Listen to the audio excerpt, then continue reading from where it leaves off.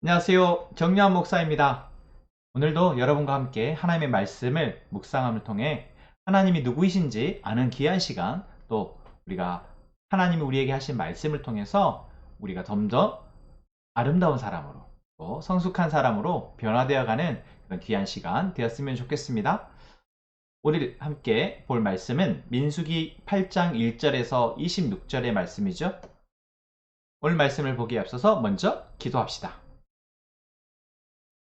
하나님, 오늘도 우리에게 말씀을 볼 수 있는 시간과 마음을 주시니 감사합니다.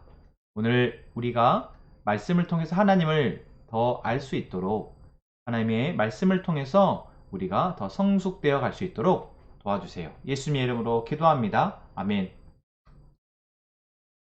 민수기 8장 말씀 함께 읽겠습니다. 우리 먼저 큰 소리로 여러분들을 소리내어서 읽겠습니다.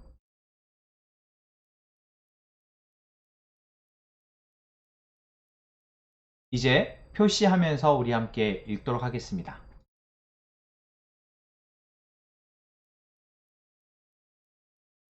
우리 함께 민수기 8장의 말씀을 봤는데요. 여러분들이 이제 민수기 말씀을 쭉 읽어온 시간이 있다 보니까 오늘 말씀에서도 아마 무엇을 하나님께서 말씀하실지 잘 찾을 수 있었을 것 같아요.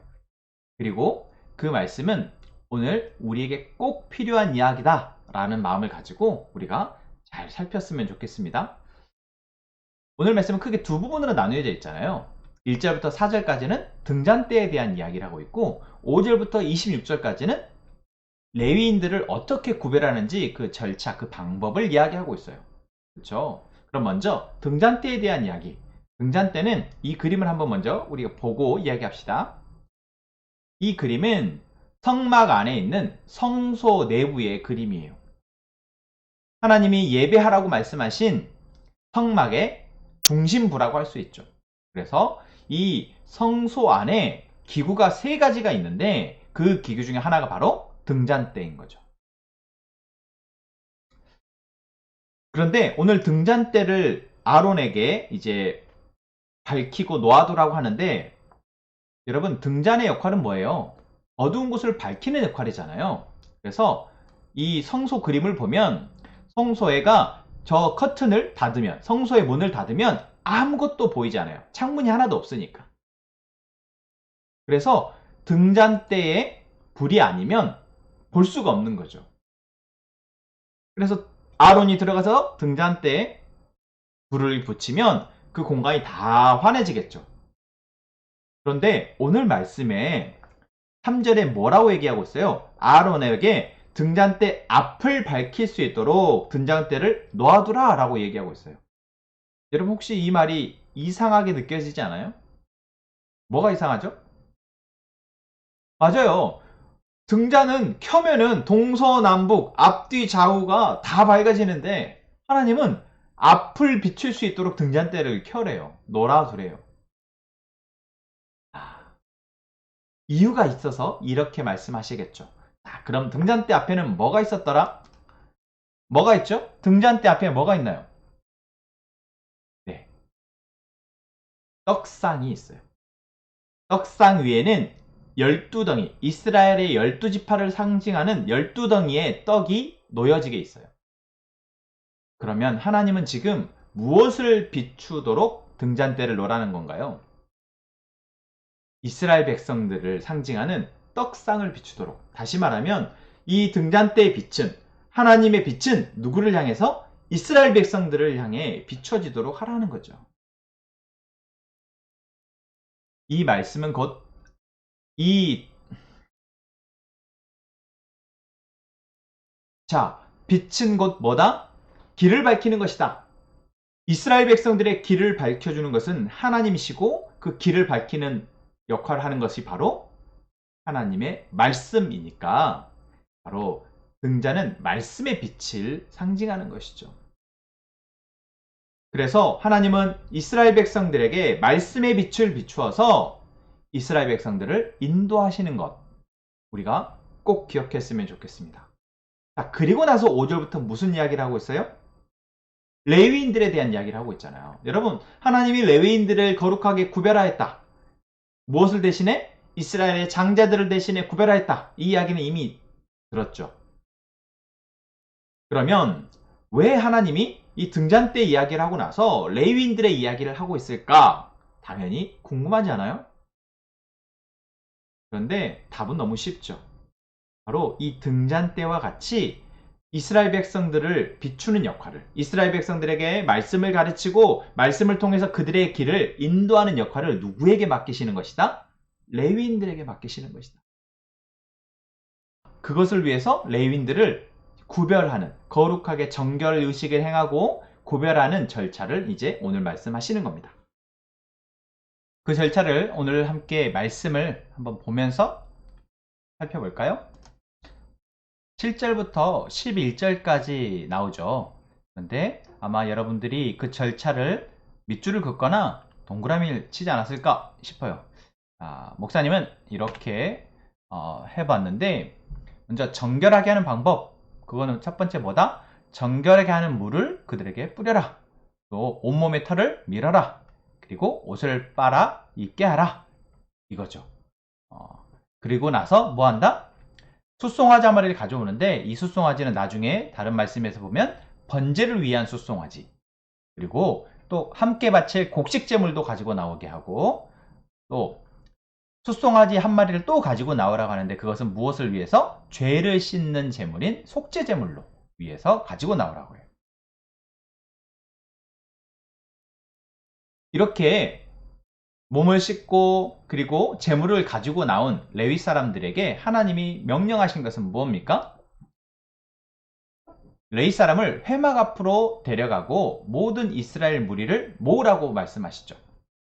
그리고 그 다음 10절에 이스라엘 백성이 그들에게 손을 얹게 하래요. 이스라엘 백성들이 다 나와왔는데 그들 앞에 이제 레위인들이 있어요. 그러면 뭐 하라고? 그들의 어깨나 그들의 몸에 손을 얹으라는 거예요. 보통 이 행위는 뭐 할 때 쓰냐면, 제사를 드리는 사람이 자기가 드릴 제물의 머리에다가 안수할 때 하는 거거든요. 내 죄를 이 동물이 대신 지고 죽습니다 라고 할 때 바로 이 손을 얹는 행위를 해요. 그런데 지금 하나님이 이스라엘 백성들로 하여금 레위인들에게 손을 얹게 하죠. 자, 그 이유는 11절에 보면 나옵니다. 아론이 레위 사람들을 여호와 앞에 흔들어 바치는 요제로 드리는데, 뭐예요? 그동안은 곡식이나 송아지가 제물로 하나님 앞에 드려졌는데, 누구를? 레위 사람을 제물로 드리라는 거죠. 누구를 위한? 이스라엘 백성을 위한. 그래서 이스라엘 백성들이 레위 사람들의 손을 얹으라 말씀하신 겁니다. 그러면 이제 레위 사람은 뭐가 되는 거예요? 제물이 돼서 다 하나님의 소유가 되는 겁니다. 하나님 것이 되는 거예요. 구별되는 것이죠. 그리고 하나님은 이렇게 구별된 레위 사람들을 뭐 하는 데 쓰시는 거예요? 성막을 운반하고 성막을 관리하는 데 쓰시는 겁니다. 이것은 누구를 위한 거예요? 이스라엘 백성들을 위한 거예요. 사실 하나님은 이스라엘 백성들이 성막에서 예배를 하든 예배를 하지 않든 별로 관심이 없으실 수 있어요. 그런데 누구 때문에 지금 이 예배를 하라고 말씀하시는 겁니까? 이스라엘 백성들을 거룩하게 살도록 하시기 위해서. 이스라엘 백성들이 죄 때문에 고통받지 않고 하나님의 사랑으로 행복하게 살아가도록 하시기 위해서 성막에서 예배하고, 그것을 돕기 위해서 레위 사람들을 구별한 거죠. 우리가 한 가지 오늘 본문을 통해서 꼭 알아야 할 것은, 처음 1절부터 4절까지 등잔대를 통해서 떡상을 비추러 가셨잖아요. 그것처럼 레위인들을, 이스라엘 백성들을 비추는 역할로 사용하신다라는 거 기억하고 있죠? 바로 레위인들의 역할은 단순히 성막을 옮기는 것만이 아니라, 이제 성막을 옮길 일이 없어지면 언제?